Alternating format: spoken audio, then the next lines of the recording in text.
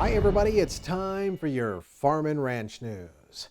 Well, as the government shutdown continues, one of the things that the U.S. Fish and Wildlife Service secured before Washington, D.C. went dark was securing a White House go-ahead for a change in the Endangered Species Act.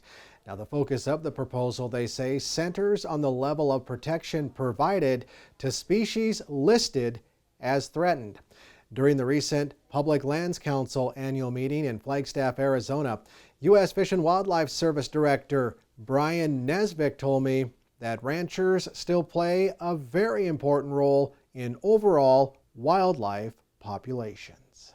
Yeah, absolutely. I mean, I realized early on in my career that we simply in Wyoming, and this is reflective nationwide, would not have the diversity nor the abundance of wildlife that we have if we didn't have private land ranchers that were a big part of conservation of wildlife. You know, the rancher out on the ground every day knows both their cattle operation or their sheep operation, their livestock operation, as well as wildlife conservation, and it's nationwide. You know, in Wyoming, about 50% of the land mass is federal land or public land, and 50% is private.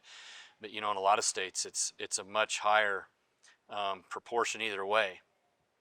Irregardless of the makeup, whether it's more private than public or vice versa, the private land rancher plays a huge role in providing wildlife habitat and in helping the government manage wildlife. Now, an ESA provision referred to as 4D allows the agency to set specific protection rules for threatened species.